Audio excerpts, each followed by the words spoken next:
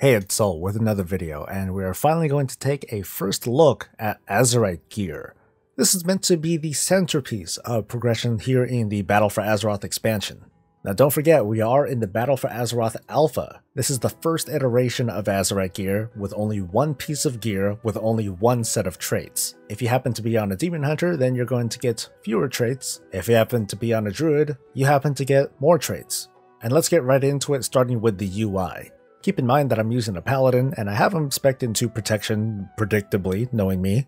As you can see, this is a placeholder, and we can expect to have that kind of circular, ring-looking, animated, fancy, schmancy-looking UI once we get to launch. But in this first tier, we have 4 abilities. Well, it's more like 2 abilities. Let me tell you why.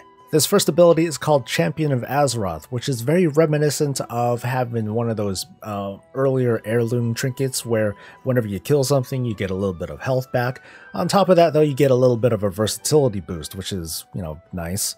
The other 3 abilities, and the one that you happen to see I have selected is Bulwark of Light, are pretty much spec-specific kinds of traits. This particular ability, Bulwark of Light, is a little bit similar to the artifact trait that I had once upon a time in Legion. However, it's definitely not the same. Unlike the Bulwark of Order artifact trait, this Bulwark of Light trait has a fixed value. In this case, it absorbs 394 damage for 8 seconds. At the moment, this is a fixed value. Nothing influences it, whether I swap out gear, use my Avenging Wrath, get hit a bunch of times, anything like that. Also, Bulwark of Light only applies to the first target that I hit with my Avenger Shield. If I happen to hit 3 targets, tough luck, I'm still only going to absorb that 394 damage. So you can see that this is the first tier and this is only the level 1, so we have immediate access to it. Next, we look at the 2nd and 3rd level trees. In order to access them, you need to have an Azerite level of 4 or 7. For reference, my most progressed character at the moment is level 116 and has an Azerite level of 5.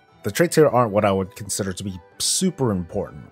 They're a little bit interesting, they're kind of reminiscent to trinket procs.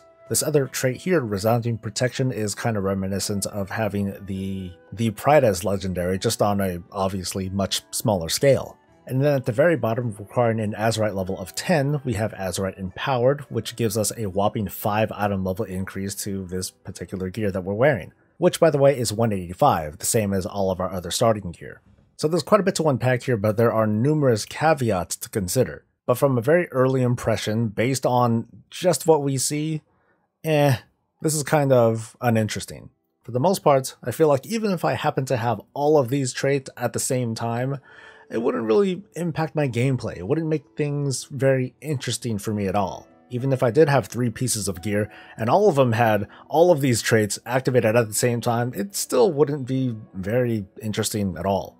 As things look right now, I basically won't notice anything. And even from a testing standpoint, I think Blizzard didn't do a very good job of introducing this to players.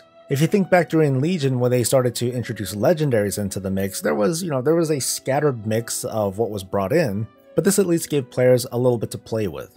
In this case, not so much at all. We're unable to explore the possible meta of having to mix and match gear. And that's something that, personally for me, is extremely important for my enjoyment of the system. The whole point of it is to provide opportunities to mix and match. At the moment, I can't do mixing and matching, I'm just left with what I have here. A very limited number of abilities stuck on one template on one piece of gear. To be honest, I think Blizzard should have just waited a little bit longer until they had more traits and combinations ready for testing, so that way we would get more hands-on experience with what this meta or what this whole gear swapping dynamic would feel like. Without that though, I'm left to feel what I'm feeling, that this system looks really boring and unengaging at the moment. There's also a lot of context missing as well. Because we have so few abilities that have been introduced, I have no idea what we can look forward to next, or even exactly what we have now. Is this Azerite gear considered to be leveling gear? Is this something that we're going to see in a dungeon, or a raid, or a quest reward? Is this something that we can expect on crafted gear? I know that this is all placeholder, they're just trying to give us what they have in order for us to take a look at it, but this makes for kind of bad optics. It makes it difficult to test properly. Anyway, let me get into these levels. If you don't already know, one of the cornerstones of this system is the Heart of Azeroth. It's a necklace that we level up by completing quests, doing dungeons, and so on and so forth. The unlocks on our gear are dependent on the levels that we have. So going back to what I said earlier, one of my characters on the alpha is level 116 and has a Heart of Azeroth level of 5. The source of Azeroth in the alpha so far has been with quest completion and very little else. So considering this particular piece of gear and that the requirements are at 1, 4, 7, and 10, it feels like I'm either gaining Azerite levels too slowly, or that these Azerite requirements are too high.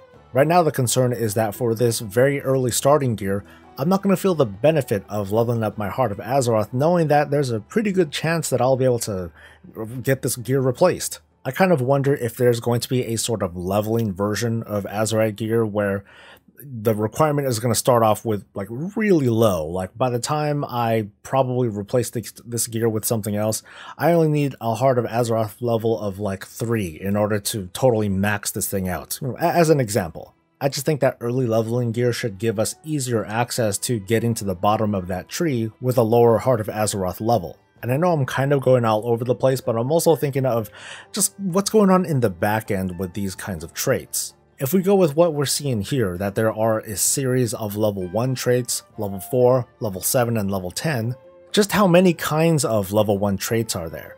Aside from the ones that are class specific and this one that's shared among all the classes. How many level 4 traits are there? And how many level 7s? And then there's the level 10 trait itself, which right now is a simple item level increase, which again I find to be really boring. If we go with the system as it is, and I'm sure that it's not going to be, but if we do, I'm not going to be able to see the benefit of getting an extra 5 item level on this particular piece of gear. By the time my Heart of Azeroth gets to level 10, I'm definitely going to have replaced this gear by then. When it comes to progressing my Heart of Azeroth level past what is available on my different pieces of gear, what's going to incentivize me to keep farming for Azerite if that's even Blizzard's intention?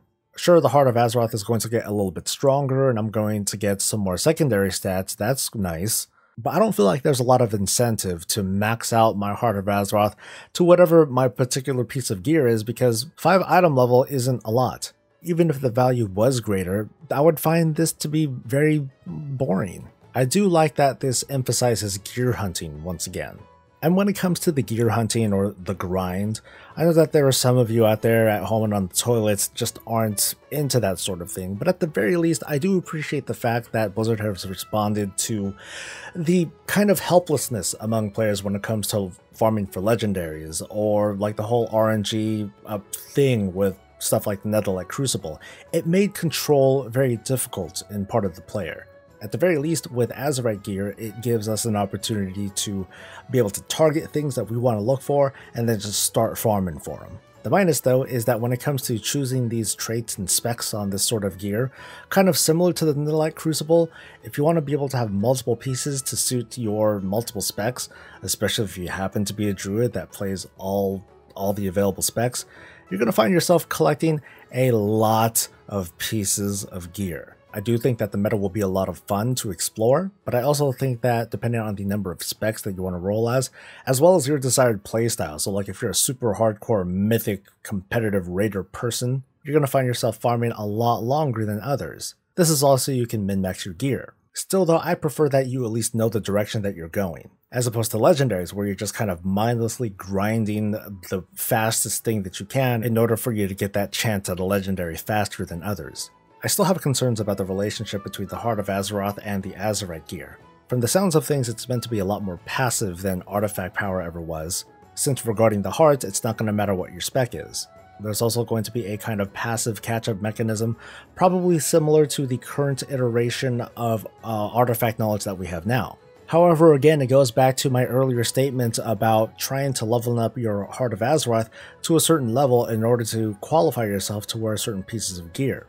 It just tells me that leveling the Heart of Azeroth itself isn't supposed to be like the center of your gameplay. We're not going to see folks farming the equivalent of Maw of Souls day in and day out so they can level themselves up, to a certain area. To a certain level, but simply to get to the highest qualifying piece of Azerite Gear that they have. So I do see that as kind of a good thing, because again, the point of the system is going to be the hunt for that perfect combination for your particular class and spec, and not so much grinding for artifact power, or Azerite power, or whatever you want to call it.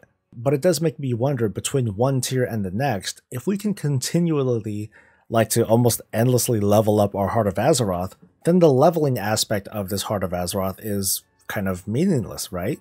Once we get into the new tier, we'll have immediate access to everything that we want, and again, Blizzard hasn't quite communicated to us how that is going to play out. So here's the summary based on my testing. One is that we don't even have an adequate number of unique traits and pieces of gear to do actual testing, so this isn't even very valid. What we do have is very unimpressive. The traits as we see them right now are incredibly low impact. They only seem to be suited for leveling at this moment, and I'd love to get more communication and clarification as to what these particular traits are for. The values that we see here don't scale or change at all, but I'm going to assume that if we see these same traits on a piece of gear with a higher item level, that these values will probably go up. This particular gear doesn't have Azerite level requirements that really suit the content for right now, which is leveling. And time will tell regarding the actual meta. However, even based on all this, I can't come to any conclusions at all. There's just not enough information for me yet. So as much as critics really want to meme the system, give it a little bit, I think there's a lot more that we need to test before we can come to actual conclusions. As for defenders who are saying to wait, including me, I'll also say take a look at what we have and provide feedback. And hopefully this feedback was useful for Blizzard and for you. If so, please like and subscribe for more of this and all things Warcraft. Thanks for watching and listening, and I'll see you in the next video. Until then, stay safe, stay happy, and stay breezy.